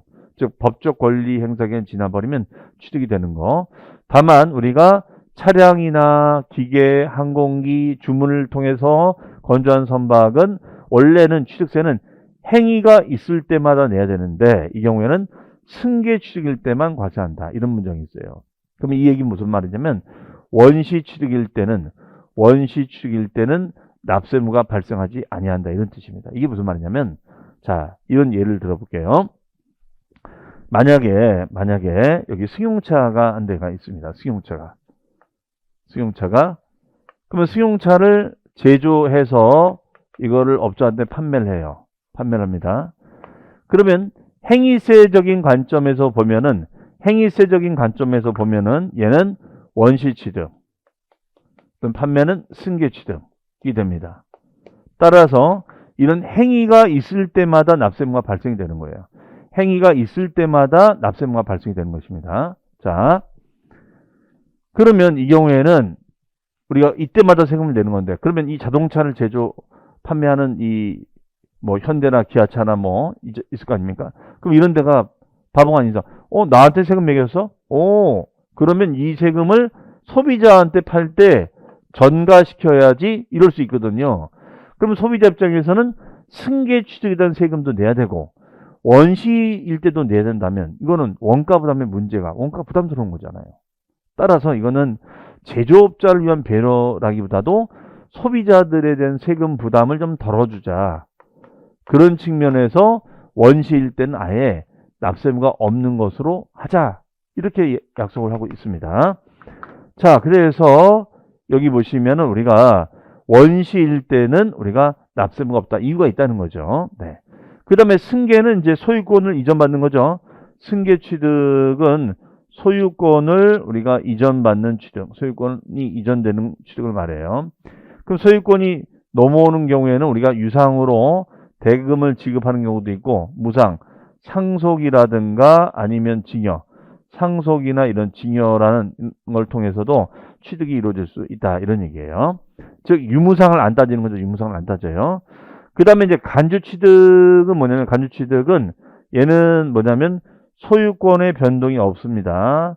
소유권의 변동이 일어나지 않았어요. 변동이 일어나지 않았는데, 어떤 변경을 통해서 가액의 증가가 일어났다면 그 증가된 것만큼 취득보자는 거예요. 다시 말하면, 그러면 땅의 이름을 바꾸는 걸 지목 변경이라고 하고요. 차량의 종류를 바꿀 수도 있습니다. 그러면 가치가 늘어나요. 그러면은 뭘 바꿔서 가치가 늘어났다면 늘어난 건 세금을 낸 적이 없지 않느냐. 이것도 취득으로 볼 테니까, 간주는 뭐뭇으로 본다 이거거든요. 자, 볼 테니까 세금을 내놓으라, 이런 얘기입니다. 그 다음에 개수는 이제 건물을 고치는 걸 말하고요. 과점주주는 이제 차후에 말씀 좀 드리겠습니다. 그럼 예를 하나 들어보면 이런 거죠. 자, 만약에 얘가 여기 임야입니다. 임야. 근데 요 임야가 있고 대지가 있어요. 대지. 여러분들, 그러면 느낌상 임야가 비쌀까요? 대지가 비쌀까요? 대지가 비싸죠. 왜 그러죠? 그거야 대지에다가 딱 건물을 세울 수가 있잖아요. 맞죠? 그러니까 수익가치, 효용가치가 더 생길 수가 있기 때문에. 임야는 뭐 나무밖에 못 심잖아요. 함부로 건물 못 짓거든요. 그래서 고민하고 있는데 누가 그럽니다. 아니 그러지 마시고 그러면은 임야를 뭐 다 그렇게 할 수는 없는데 일부분을 대지로 변경을 해 보시죠. 자, 바꿀 수만 있다면 값어치가 올라가겠죠. 증가가 되겠죠. 자, 그럼 이 경우 우리가 임야의 소유주는 만약에 홍길동 씨였다. 그러면 이걸 대지로 바꾸면은 소유자가 바뀝니까? 안 바뀌죠. 소유자는 안 바뀌어요. 그대로 홍길동이가 되는 거예요. 그대로 홍길동이가 되는 겁니다. 맞죠? 그대로 홍길동이가 되는 거예요. 그러면 소유권의 변동은 없었지만 뭘 바꿔서 가치를 늘리는 거잖아요. 그러면 이 늘어난 거는 과세를 해야 되지 않겠니? 이거예요. 늘어난 거는 과세를 해야 되지 않겠니? 이거예요. 이런 것을 지목 변경이라고 합니다. 지목 변경. 지목을 바꿔서 가치를 늘리는 거. 네, 이것을 지목 변경이라고 해석을 하고 있습니다. 이런 걸 지목 변경이라고 그래요. 자, 그래서 가치가 늘어나면 가액이 증가가 될 수밖에 없다. 이런 개념을 무슨 취득? 간주 취득이라고 정의를 내리고 있습니다. 그러면 여러분들 그 461페이지에 가 보시면 461페이지에 가 보시면 거기에 취득의 유형, 취득의 구분이 있고 의의가 있고 유형이 있죠. 유형에다 별표시. 자, 1번에 원시 취득. 자, 원시 취득의 의의는 있습니다만 여기다가 최초 쓰시면 되겠죠. 최초. 그 다음에 두 번째 줄에 다만이하. 다만이하가 이겁니다. 밑줄. 자, 다만 차량, 기계, 항공기 주문을 받아 건조하는 선박은 승계 취득인 경우에만 과세한다. 자, 그다음 메모합니다. 원시 취득은 X. 자, 왜 그런지 말씀드렸었죠. 제가 원가 부담을 덜어주기 위해서 그렇게 한다라고 있었습니다. 그 다음에 유형에는 공유수면의 매립 간척, 바다가 육지가 돼요. 없는 땅을 만든 거죠. 건축, 건물 지었어요. 시효 취득, 어떤 권리를 행사하는데 그 행사 기간이 지나버리면 자동으로 내게 되는 거. 그 다음에 승계 취득은 그 다음 페이지 가보시면은 매매, 교환, 현물 출자, 이런 걸 이제 유상 취득이랍니다. 교환은 이제 바꾸는 거고, 현물 출자는 내가 지주인데, 지주가 가지고 있는 부동산을, 지주가 뭘 부동산을 개발할 줄 모르니까 개발업자한테 본인의 땅을 출자하는 거예요. 내 땅 좀 개발해 달라고. 대신 개발 이익이 생기면 배당을 해주겠습니다. 이런 개념이 현물 출자입니다. 자, 그 다음에 상속증여. 이건 무상승계죠. 그래서 우리가 승계는 유상이든 무상이든 안 가린다. 그 다음에 간주취득의 별표시. 자, 간주란 말하고 동일한 말은 의제입니다. 의제, 간주 동일한 말인데 얘는 뭐뭇으로 본다. 뭐뭇으로 본다. 이렇게 메모하시면 돼요. 그러면 토지 간주취득의 핵심은 뭘 변경해서, 즉 소유권이 바뀌진 않았지만 뭘 변경해서 가치를 높이는 거, 이렇게 설명을 드렸어요, 제가. 그래서 토지는 지목 변경, 차량은 종류 변경. 예를 들어서 차도 우리가 일반 승용차가 있는데, 일반 승용차가 이렇게 있잖아요. 일반 승용차가 있는데 요걸 갖다가 만약에 어떻게 한다?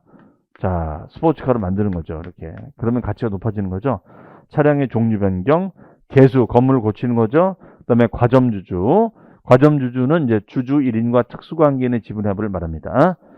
자, 이렇게 해서 취득을 하면 납세물을 지을 수 있겠다. 이렇게 얘기를 할 수 있겠네요. 자, 그럼 정리 한번 해보겠습니다. 취득세라는 세금은 우리가 분양을 받거나 경매로 낙찰을 받거나 금매로 취득, 사는 자가 내는 건데, 그런 사는 자가 납세무자가 되고 토지부터 저기에 다음 시간에 보겠습니다만 임목까지, 나무까지 취득하면 된다. 다만 취득가액이 얼마인지 알아야 되고 몇 프로 낼 건지 정해지면 계산해서 취득한 날로부터 며칠까지 60일까지 신고하고 납부하는 그런 대표적인 지방세를 말한다. 이렇게 여러분들이 해석을 하시면 되겠습니다. 그런데 만약에 그 관련해서 신고도 납부도 제대로 이행하지 않으면 가산세상에 불이익을 받을 수밖에 없다. 이렇게 또 설명을 드렸습니다. 자, 그럼 다음 시간에는 과세 대상에 대한 얘기부터 또 출발해서 또 가보겠습니다. 잠시 뒤에 뵙겠습니다. 감사합니다. 자, 여러분 안녕하십니까? 자, 이제 마지막 시간인데요. 우리 교재 463페이지로 가보겠습니다. 463페이지가 되겠습니다. 463페이지. 여기는 이제 그림이 좀 있죠, 여러분들. 자, 우리가 지난 시간에 사실 언급한 내용인데 바로 취득세 과세 대상이 되겠습니다. 도대체 어떤 자산들을 취득을 해야지만이 납세무가 발생되는지를 살펴보자 이런 얘기예요. 자, 여기 그림이 있는데 한번 맞춰볼까요? 자, 마치 숨은 그림 찾기 같은 느낌이 좀 드시죠? 자, 먼저 여기 보시면은 이제 그 비행기가 있죠, 비행기. 이걸 우리는 뭐라고 했냐면 항공기라고 했습니다. 항공기. 그러면 이 항공기는 취득세 과세 대상이 될 수 있을까요? 항공기는? 네.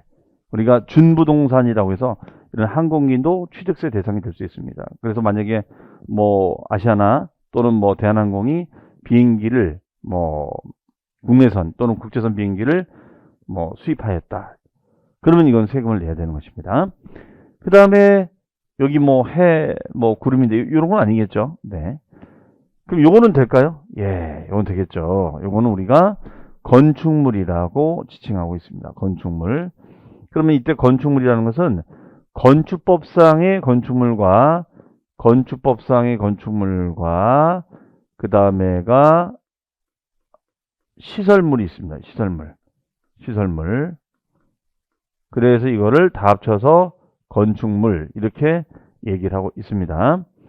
그 다음에 이제 또 뭐가 있냐면 여기 기계가 있어요. 기계 장비라고 해서 기계가 있습니다. 기계. 보통 이거는 이제 건설용 장비죠. 건설용 장비가 있어요. 건설용 기계 장비도 여기 들어갑니다. 그 다음에 이제 이건 뭐예요? 땅이죠. 토지. 이거 토지입니다. 이거 토지. 토지 들어가요. 토지. 그렇죠? 땅 들어갑니다. 그 다음에 이제 요거 뭘까요? 요거 차량. 차량도 우리가 들어갑니다. 차량. 네. 그 다음에 요거 들어갈까요? 요거 선박 들어갈 수 있습니다. 선박. 자, 그래서 부동산이나 부동산에 준하는 자산인 준부동산도 들어갈 수 있어요. 그럼 여기 뭐 그림이 하나 있어요. 물고기 같은 그림 있죠. 이거는 대상이 설마 안 되겠죠? 자, 그만 보겠습니다. 여기 보니까 내용 보시면 건축물이 있고 토지. 이걸 이제 우리는 부동산이라고 하죠. 그 다음에 이제 차량. 그 다음에가 요 차량이 있고, 그 다음에 기기장비, 선박, 그 다음에 광어권. 이때 광어회가 있는데 이건 말씀드릴게요. 이거는 광물을 캘 수 있는 광어권, 어장에서 어에 갈 수 있는 어권, 골프 콘도 회원권, 이건 임목, 나무, 양은 양식어권이 있습니다. 네, 이런 무형의 권리도 대상이 됩니다. 그 다음에 항공기도 대상이 되고요. 그래서 부동산만 되는 것이 아니라 부동산에 준하는 자산인 준부동산도 여기에 해당이 된다. 이렇게 정의를 내리고 있습니다. 그러면 이것을 우리는 과세 대상이라고 정의를 하고 있죠. 과세 대상.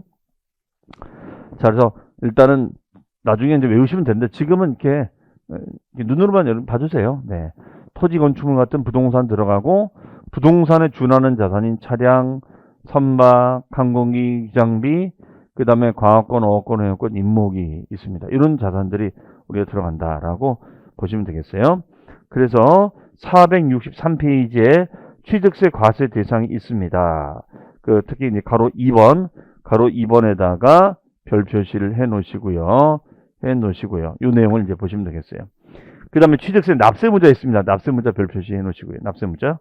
자, 요거는 이제 바로 이 내용을 말합니다. 납세무자.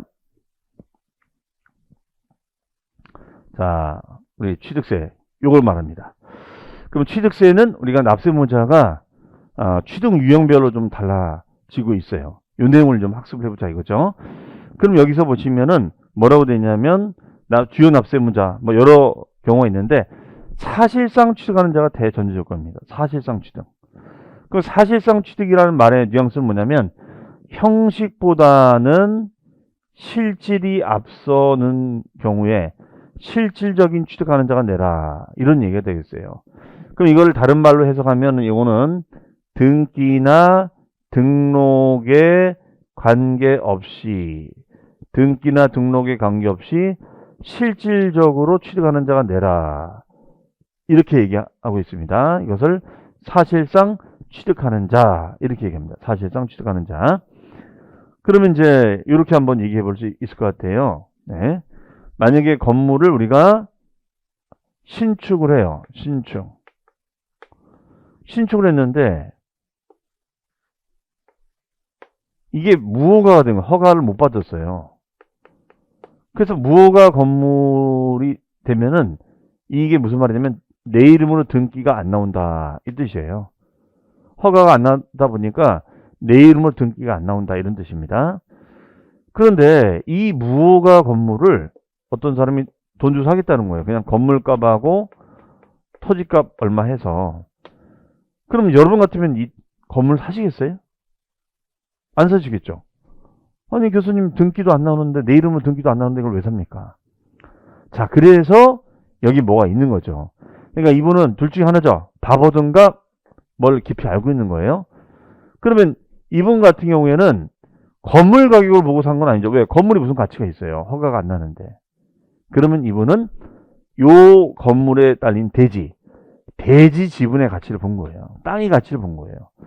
그래서 여러분들이 부동산을 차후에 투자를 또 지금 뭐 잘하고 계신 분도 계시겠지만 부동산 투자는 결론적으로 토지의 가치를 분석하는 겁니다. 토지 입지를 보고 이 토지가 뭐 도로에 연접해 있는지 아니면 개발 계획 지역에 있는 건지 개발 예정지에 있는지 이런 토지의 가치에 따라 건물도 덩달아 올라가는 거거든요.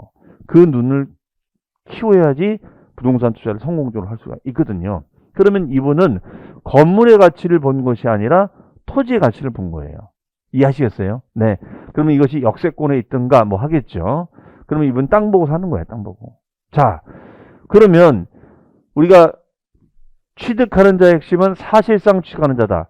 사실상 취득하는 자라는 것은 형식적인 요건보다는 사실관계, 실제 건물 땅 다 해서 샀냐 안 샀냐 이게 중요한 거지.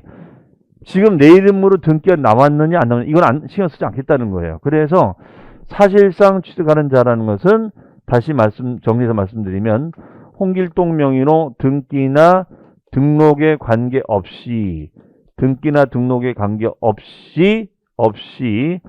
사실상 취득하는 자가 납세 의무자가 된다. 이렇게 정의를 내리고 있습니다. 그래서 어떤 형식적인 요건보다는 사실관계를 중요하게 생각하는 거예요. 이것을 사실상 취득하는 자 이렇게 정의를 내리고 있습니다. 그런 자가 납세물 자라. 자, 그러면 그 중에 또 하나가 주체구조부 취득자가 있다라고 되어 있어요. 주체구조부 취득자. 이거는 좀 말이 어렵죠. 주체구조부 취득자. 자, 이거는 우리 공법이라는 과목에 나오는 용어를 그대로 인용해서 쓰는 거예요. 주체구조부. 우리 공법은 주요구조부란 말을 쓰고 있습니다. 자, 어쨌든 우리 지금 기초 입문 과정에서는 지금 뭘 외우는 게 중요한 것이 아니라 그 기본적인 부동산 세금의 용어, 이걸 익히는 것이 가장 중요한 겁니다. 그러면 이런 예를 한번 들어볼게요. 자, 우리가 건물이 있어요. 건물이 있습니다. 건물.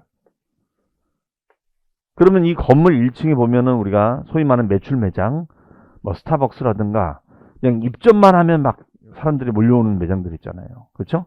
뭐 다이소라든가 뭐 영일레븐 뭐 등등등. 네. 근데 여기에 또 1층에 입점을 많이 하는 것이 금융기관인 은행. 그렇죠? 빵빵은행도 입점을 많이 하잖아요. 그러면 은행이 여기다가 뭘 설치합니다. 즉 뭘 설치하는 거냐면 금고라는 시설물을 설치해요.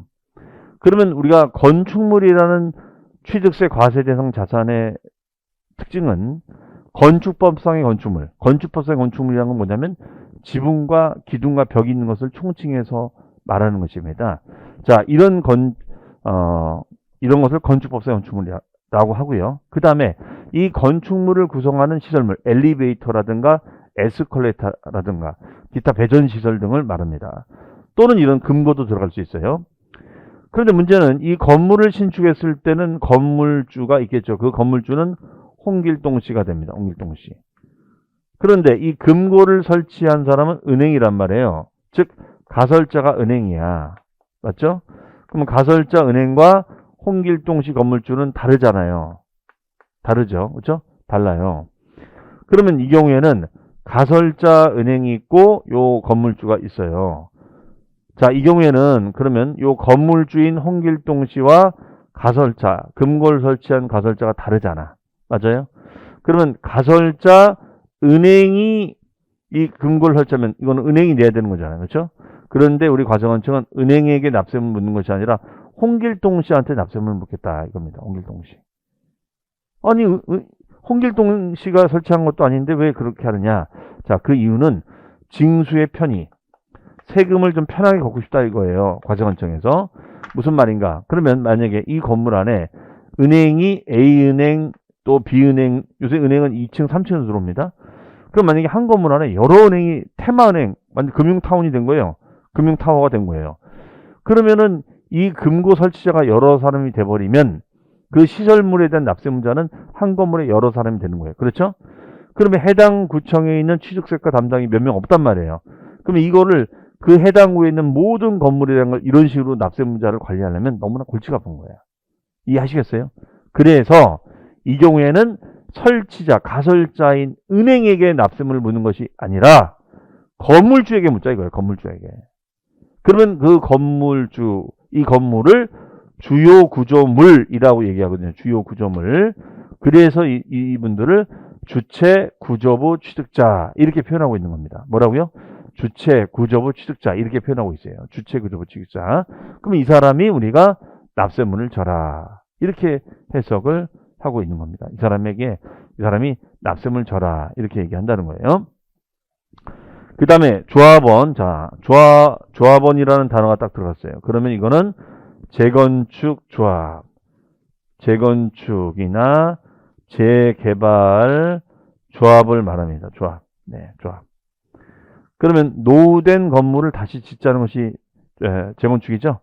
그러면 재건축 재개발 조합을 말해요. 재건축 재개발 조합.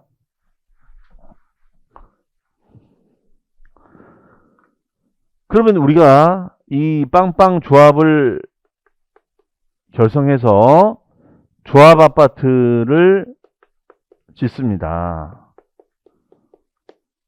그러면 이 조합을 운영하려면 조합원이 필요한 거죠. 조합원이. 이해하시겠어요? 그러면 여담입니다만 왜 이런 조합원이 되고자 할까요? 조합원이 되면 뭐 좋은 게 있을까요? 아마 재개발, 재건축에다가 투자하셔서 아파트에 들어오신 경험이 있으시다면 아마 더 잘하실 겁니다. 자, 그러면은 좀 말씀을 드리면 그 조합원이 되면 어떤 게 좋은 거냐? 일단 조합원이 되면은 만약에 분양을 나중에 차후할 때, 분양을 할 때 우리가 조합원 분양분이 있고 조합원이 아닌 일반 분양분이 있거든요. 그러면 결론부터 말씀드리면 이때 분양가가 조합원이 더 작단 말이에요. 보통 20, 30%까지도 빠지거든요. 얘는. 그렇기 때문에 가격에 대한 메리트가 있다는 뜻이고 그 다음에 일반의 의미는 뭐냐면 일반보다는 그 다음에 이제 요 일반 분양을 해서 분양 수익이 나오면 그 분양 수익금은 조합원 돈이거든요. 그러면 조합원에게 이 수익금이 귀속이 된다 이런 뜻입니다. 그렇기 때문에 이 경우에는 조합이라는 이 장치가 되게 필요하다는 것이에요. 이해하시겠어요? 자, 그래서 우리 교재에도 보시면은 페이지 그 464페이지에 465페이지 페이지 465페이지에 보시면 맨 위에 6번에 주택조합, 재건축조합의 조합원 동그라미 조합원. 그러면 조합원이 납세무자가 된다는 것은 조합원이 이 조합을 끌고 가는 실질적인 주인이잖아요. 맞죠? 조합은 껍데기일 뿐이거든요. 그러면 실질적인 주인이 조합원이니까 조합원이 책임을 져라. 이런 얘기 되겠습니다. 그 다음에 왼쪽에 의제 납세무자 별표시 되어 있고요. 첫 번째가 주체구조부 취득자. 자, 주체구조부 취득자는 주요 구조부, 건물주, 임대인을 말합니다. 그 다음에 변경 시점의 소유자. 자, 변경이라는 것은 지목을 변경한다. 차량의 종류를 변경한다. 그럼 변경하면 가치가 늘어나겠죠. 그러면 그 변경 시점의 소유자가 되고 과점주주. 자, 과점주주라는 개념은 뭐냐? 과점주주. 자, 과점주주라는 것은 과점주주는 주주 1인과 특수관계인의 주식의 합이 50%를 초과하는 자를 말한다. 이게 과점주주예요. 그런데 이 과점주주가 하고 취득세가 뭔 상관이 있냐? 자, 이걸 규제하겠다는 거야. 함부로 과점을 하지 말아라. 왜? 과점을 하게 되면 과다한 지배를 해서 법인에 대한 주주 구성에 대한 문제를 일으킬 수 있다고 그러는 거예요. 무슨 말이냐면 이런 겁니다. 여기가 주식회사 빵빵이에요. 주식회사 빵빵 개발입니다. 그럼 빵빵 개발은 개발 명의로 땅을 샀어요. 토지를 구입합니다. 그럼 토지를 구입하면은 취득세를 내겠죠? 냈을 거란 말이에요. 그런데 여기에 주주를 딱 봤더니 주주 A, B, C, D가 있는데 이 A, B, C가 다 누구냐? 여기는 아버지, 여기는 아들, 딸이 되는 거야. 그럼 각자 지분이 30%, 여기 뭐 10%, 네. 여기 20%, 딸도 20%. 그럼 도합 70%인데 여긴 D는 이제 모르는 아버지 친구 30%. 자, 그런데 이 아버지 친구 D는 이 취득을 반대했습니다. 반대. 그런데 이 아버지는 하고 싶은 거야. 그러면 지분율이 30%, 여기도 30%니까 서로 지분율이 동일하면 서로 이거에 대해서 양보를 못하죠. 의사결정이 안 되는 거예요. 그러면 이 아버지 입장에서 가만히 있겠어요? 그렇지 않겠죠. 즉 아들과 딸의 이 지분을 아들과 딸이 몰아주겠죠. 그러면 지분 주주 구성만 좀 달라지는 거지 실제 지분은 한 사람처럼 행동할 거 아니냐 이런 얘기예요. 즉 70%가 되는 거 아니냐 이거예요. 그러면 7대 3이 되는 거죠. 이해하시겠습니까? 그러면 이런 7대 3의 지분을 가지고 움직인단 말이에요. 그러면 요 D가 아무리 반대를 해봐도 그냥 ABC가 하겠다 버리면 끝나는 거야 이거는. 이해하시겠습니까? 무슨 말인지? 이걸 문제 삼겠다는 거예요. 이런 과다한 지배 비율을 가져와서 어떤 지배권 이런 걸 지배권이라고 그래요. 그럼 얘는 있으나 마나 허소아비가 되잖아요. 야 이건 문제가 있다 이런 얘기입니다. 그러면 우리 세법은 어떻게 하겠다는 것이냐면 이렇게 하겠다. 즉 해당 부동산의 취득가액에다가 곱하기 과점 지분율만큼을 취득한 것으로 취득으로 간주해서 세금을 부과시키겠다. 이런 얘기입니다. 과점 지분율만큼을 취득으로 간주해서 세금을 부과시키겠습니다. 이거예요. 그러면 이때 전체 취득가액이 만약에 10억 원이고 요 ABC 지분율이 70%면 70%만큼을 취득한 것으로 보자. 이렇게 해석합니다. 그러면 이때 요 취득가액은 7억 원이 되겠죠. 7억 원. 그러면 그 7억 원에다가 곱하기 얘는 2%만큼의 세율을 부과시킵니다. 그러면 7억 20%면 7천이고 2%면 1,400이 되겠죠. 그러면 1,400만 원만큼 취득세를 부과시키겠습니다. 이런 논리를 피겠다는 거예요. 나중에 이제 세율은 나중에 보기로 하고요. 자, 그러니까 함부로 과점주주를 하지 마세요. 이런 얘기입니다.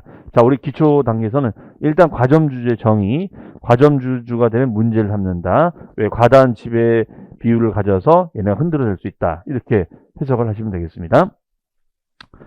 자, 그러면 이제 과점주주에 대한 설명은 그 정도로 말씀드리고요. 그랬더니 이 과점주주를 구성하는 이 주주들이 이제 난리가 난 거예요. 아니, 그러면 그렇게 따지면 우리가 요즘 뭐 코로나 이후에 많은 변화가 있었는데 요즘 자영업 하시는 분들이 직원들 많이 안 뽑으려고 그래요. 가족하고 하든가 아니면 혼자 하든가. 그래야지 어떤 고정비, 인건비도 좀 아끼고 할 수가 있다 이렇게 보는 거예요. 자, 그러면 이런 상황에서 아니 하물며 이런 조그만 자영업하는 음식점들도 특수관계인과 하는데 아니 이게 뭐 특수관계인과 이 땅 하나 사는데 무슨 대단히 복잡한 일들이 있는 것이 아닌데 할 수 있는 거 아니냐 이거예요. 할 수 있는 거 아니냐. 무슨 말씀인지 아시겠죠? 그러면 이렇게 과점을 구성했을 때 과점을 구성하는 것이 꼭 나쁜 건 아니지 않느냐. 자, 그랬더니 과세관청이 그러면 좋아. 딱 한 번 봐줄게 그러면. 좋아. 그러면 딱 한 번 봐줄게. 가족 기업을 할 수 있다 그래. 오케이. 네. 그러면 그 딱 한 번이 언제냐? 자, 주의할 점. 단 법인을 설립했을 때, 단 법인을 설립했을 때는 과세하지 아니한다가 되겠어요. 단 법인을 설립했을 때는 과세하지 말자. 단 법인을 설립했을 때는 과세하지 말자. 이렇게 얘기를 하고 있습니다. 자, 그래서 여러분들 그 3번에 동그라미 3번에 그 내용이 있죠. 과점주주가 있습니다. 그럼 과점주주에서 세 번째 줄 밑줄 다만 법인 설립 시에 발행하는 주식, 자 밑줄이에요. 다만부터 법인 설립 시에 발행하는 주식 또는 지분을 취득함으로써 과점주가 된 경우에는 취득으로 보지 아니한다. 보지 아니한다는 것은 과세 안 하겠다 이런 얘기예요. 그 다음에 수입하는 자가 내라. 네, 물건을 수입하는 자가 내라. 그 다음에 상속인. 자, 부동산을 물려받으면 상속인이 각자가 내라 이거죠. 상속인이 각자가 내라. 네, 어려운 거 아니고요. 자, 이렇게 해서 말씀을 드렸고요. 그 다음에가 463페이지 와보시면 거기 맨 하단에 박스가 있죠. 사실상 취득하는 자. 사실상 취득하는 자에다가 메모합니다. 자, 사실상 취득하는 자에다가 등기 등록에 관계없이, 등기 등록에 관계없이 이렇게 메모해 주세요. 취득하는 자. 그 다음에 승계 취득자. 승계. 우리가 차량이나 기계 선박은 원시 취득일 때 납세무가 없고 승계할 때는 있다. 이렇게 말씀을 드렸었어요. 자, 그렇게 보시면 되겠고, 그 다음에가 취득 시기입니다. 우리 교재 465페이지 취득 시기. 자, 거기다 별 표시. 자, 오늘 여기까지 설명을 드릴 거예요. 요거는 이제 어떤 의미냐면 이 얘기예요. 우리가 취득세, 취득행위에 대해서 얘기했었죠. 취득행위. 자, 요걸 좀 보도록 하겠습니다. 자, 이런 얘기예요. 취득 시기의 의미는 뭐냐면 어쨌든 취득세는 우리가 원시, 승계, 간주 취득하는 자인 납세문자를 결정한 다음에 토지부터 임목까지 과세 대상, 땅이나 건물이나 차량, 이런 준부동산이라고 하는 이런 부동산이나 부동산에 준하는 자산을 취득을 하게 되면 세금을 낸다라고 했었죠. 그러면 이걸 계산할 거 아니에요? 취득가에다 세율을 곱하면 세금이 나오죠. 그럼 이걸 어떻게 하자고요? 신고를 통해서 확정한다고 그랬어요. 그러면 그 신고는 언제까지 할 것인가에 대한 얘기예요. 그러면 그 신고는 취득한 날로부터 60일까지 신고하는 겁니다. 그러면 그때 취득한 날이라는 것은 원시, 승계, 간주 취득한 날로부터 60일이라는 뜻이에요. 자, 그러면 아무래도 중요한 거는 이제 원시하고 승계가 될 수가 있겠습니다. 그러면 한번 정리를 해보면, 그럼 만약에 건축을 한다라고 가정해 볼게요. 건축. 자, 건축을 한다. 건축을 한다라고 가정을 해볼게요. 건축. 그러면 만약에 건물이 있으면 이런 건물을 우리가 지어요. 건물을 신축을 합니다. 건물을 신축을 합니다. 신축. 신축. 그럼 신축했을 때는 취득 날짜가 언제냐 이런 얘기예요. 신축을 하면은 신축 허가를 받고 홍길동명으로 등기를 내겠죠. 등기를 냅니다. 그러면 이때는 취득 날짜는 허가일일까요? 등기일일까요? 네. 자, 그러면 선택을 해야겠죠? 그러면 납세자 입장에서는 세금을 빨리 내고 싶을까요? 늦게 내고 싶을까요? 늦게 내고 싶다고요? 안 내고 싶죠? 아니, 안 내고 싶잖아요, 사실은. 근데 내라고 하니까 어쩔 수 없이 늦게 내는 거죠. 그런데 과세관청 빨리 걷고 싶겠죠? 그러면 이 시기 판정을 과세관청 입장에서 해석하겠다는 거예요. 그래서 이 경우에는 허가일로 갑니다. 허가일. 그러면 그 허가일을 뭐라고 하느냐 이거예요. 그 허가일을 우리 건축법에서는 사용승인이라면 사용승인한 날이라고 했죠. 사용승인. 사용해도 좋습니다. 허가라는 단어를 기억하시면 돼요. 그 다음에 중요한 건 또 유상. 유상은 이제 매매 계약을 생각하시면 되겠죠. 그럼 매매하면 우리가 어떻게 돼요? 매매를 하게 되면 계약금 들어가고, 그 다음에 이제 중도금 들어가고, 중간에 돈 주잖아요. 그 다음에 마지막에 이제 잔금을 치르고, 그 다음에 이제 등기가 납니다. 그렇죠? 그러면 이 경우에는 잔금 날짜하고 등기 날짜가 있단 말이에요. 맞아요? 그러면 이때는 취득 날짜를 언제로 해야 되느냐? 잔금 날짜냐, 등기 날짜냐? 자, 저 논리를 쫓아간다면 둘 중에 무슨 날? 늦은 날, 빠른 날. 빙고. 빠른 날이 되겠죠, 빠른 날. 저 빠른 날. 그러면 이때는 잔금 날짜가 될 거예요, 잔금 날짜. 잔금을 기준으로 하자, 이거, 잔금. 그쵸? 잔금. 그 다음에가 무상취득입니다. 무상취득. 무상취득은 우리가 상속이라든가 증여가 있어요. 상속이나 증여. 그러면 상속은 이제 돌아가신 날이 되겠죠? 그럼 돌아가신 날이 되면, 우리가 뭐 이제 장례를 치르고 이제 저걸 합니다. 사망신고를 해요. 그러면 그 사망신고가 된 시점이 상속 시점이라고 보시면 돼요. 그리고 이제 등기가 넘어오는 거죠. 그러면 이때는 우리가 뭐가 될까요? 사망신고한 날. 자, 증여. 증여는 우리가 이제 보통 우리가 증여를 하면은 세무사무실을 보통 이제 가셔서 이거 증여세 신고하러 왔습니다. 이런 얘기를 하는데 사실은 그렇게 하시면 안 되고요. 만약에 여러분이 진짜 증여를 갖다가 받거나 할 일이 계시다면 일단 법무사 사무실 가셔야 돼요. 그럼 법무사 사무실 가서 뭐 하는 거냐? 예, 법무사 사무실 가시면은 그 법무사가 써놓은 증여 계약서 포맷이 있어요. 양식이 있습니다. 표준 양식이. 거기에 이제 여러분들 이름만, 증여자, 수증자 이름만 바꿔서 증여 날짜만 써가지고 계약서를 쓰시고 사인하신 다음에 도장 찍고 그 다음에 이걸 토대로 이제 법무사가 등기소에 가서 등기를 해주는 거예요. 그러면 등기부 등본에 등기원인의 증여 딱 찍히거든요. 그러면 이 등기 서류를 가지고 세무사 사무실 가서 이대로 신고해 주세요 라고 하시면 돼요. 아시겠어요? 자, 그러면 이 증여의 경우에는 계약이 우선입니까? 등기가 우선입니까? 계약이 먼저잖아, 계약이. 맞죠? 등기보다 계약이 먼저니까. 그래서 요 증여는 계약을 원인으로 해요. 계약일이 된다. 이렇게 해석하고 있어요. 그래서 가장 요 시기에서는 원시하고 요 승계 취득 시기가 가장 중요한 시기가 되겠습니다. 그러면은 우리 교재 보시면은 거기 유상승계 취득 465페이지죠? 465페이지 보시면 별표시 되어 있습니다. 자, 얘는 잔금을 기준으로 한다. 다만 이 잔금을 사실상 잔금 날짜를 확인할 수 있을 때랑 확인할 수 없을 때는 계약상 잔금 날짜로 하자. 이렇게 나눠져 있어요. 자, 어쨌든 지금의 포인트는 잔금 날짜를 기준한다. 이것만 기억하시면 돼요. 근데 보통 사실관계, 실제 잔금 치르고 난 거를 확인, 뭐 계좌를 통해 확인할 수 있다. 그러면은 그 날짜 되는데 그것이 아니면 계약서상에 나와 있는 잔금 날짜로 합니다. 근데 사실 실무에서는 계약서에 적힌 날짜하고 실제 입금 날짜가 거의 동일하거든요. 네. 간혹가다 좀 틀려지는 경우가 있습니다만. 그다음에 연부취득. 자, 오른쪽에 연부취득이 정의가 나와 있는데 연부취득은 연단위 할부로 나누어 취득하는 걸 말해요. 그래서 보통 연부취득은 2년 이상에 걸쳐서 나누어 내는 거.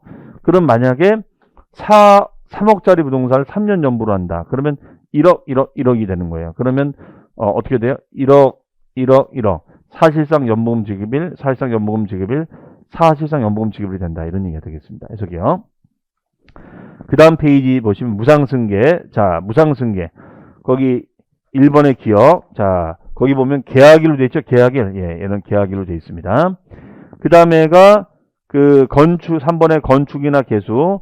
얘는 원시취득이죠. 원시는 등기가 아니라 허가를 기준으로 하자. 그러면 그거를 사용승인이라고 하죠. 사용승인이라고 얘기를 하고 있습니다.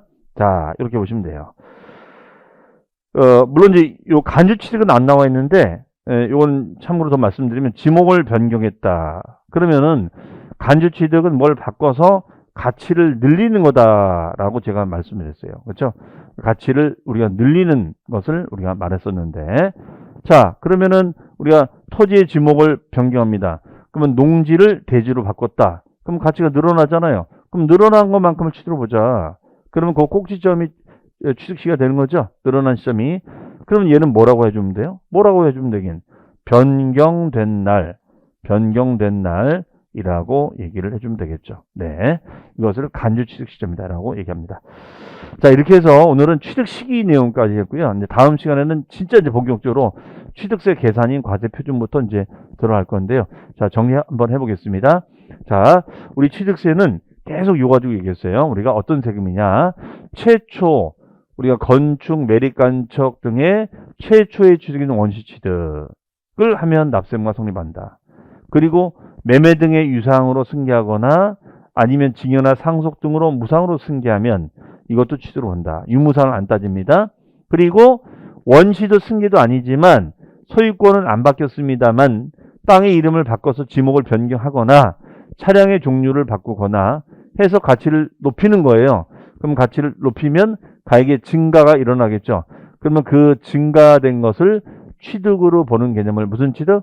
간주 취득이다. 이렇게 얘기한다는 거죠. 그러면은 원시, 승계, 간주 취득하는 자가 납세문자가 되는 것이고 토지부터 임목까지 과세 대상이 정해지면 그걸 토대로 취득가액을 정해서 분양가가 될 수도 있고 경매 낙찰가가 될 수도 있고 이런 취득가액이 정해지면 곱하기 세율을 곱하자. 그러면 세금이 나오겠죠. 그러면 그 해당 세금을 취득한 날로부터 언제까지? 60일까지 신고 납부하자. 만약에 이 신고 납부를 하지 않으면 가산세상에 불이익을 받을 수 있다. 가산세상에 불이익을 받을 수 있다. 이렇게 얘기를 했었습니다. 자, 그 다음에 취득 시기는 원시일 때는 어떻게 한다고요?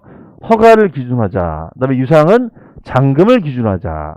상속은 상속 개시. 증여는 아까 법무사 사무실 갔다가 세무사 사무실 간다라고 했었죠. 계약일을 기준하자. 참고로 더 얹으면 간주취득은 변경된 날이 된다. 이렇게 했었습니다. 그 다음에 납세문자는 등기 등록을 안 따지는 사실상 취득하는 자가 되는데 특이한 것이 있었죠. 자, 건물에다가 은행이 금고를 설치했다. 그러면 그 건물주를 뭐라 한다? 주체 구조부 취득자. 계속 이거 반복하다면 이 용어가 이제 귀에 들리실 거예요. 그 다음에 특이한 것이 과점주주. 주주 1인과 특수관계인의 지분의 합이 50%를 넘어가면 그 과점 지분율만큼 그 부동산 취득의 지배권을 행사해서 감나라 배주나 할 거라는 거죠. 그러면 나머지 주주는 바보가 되는 거니까 이걸 막겠다. 그래서 취득가액에다가 과점 지분율만큼을 취득한 것으로 해석을 해서 세금을 받는 제도가 있다. 이런 것을 과점주주의 납세문자다라고 했고요. 그다음에 재개발, 재건축은 주인은 누구예요? 조합의 조합원이에요. 조합원 껍데기고 진짜 주인 조합원이 납세문을 진다. 이렇게 정리를 하시면 되겠습니다. 자, 오늘도 우리가 이런저런 용어들 많이 했습니다. 여러분들 지금 우리가 천천히 이렇게 나갈 때 잘 따라와 주시고요. 다음 시간에는 취득세 계산부터 또 진행을 하도록 하겠습니다. 다음 주에 뵙겠습니다. 감사합니다.